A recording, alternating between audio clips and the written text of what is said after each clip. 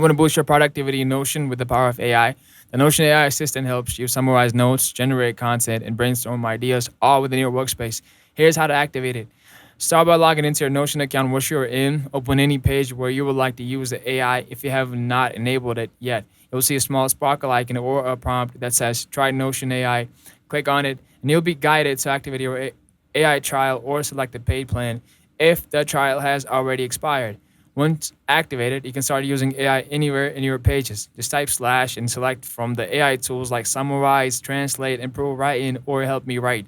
You can also highlight any block of text and click Ask AI for quick edits or answers.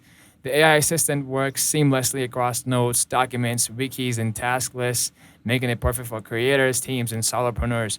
And that's it. Notion AI is now active and ready to help you write faster, think better, and organize smarter.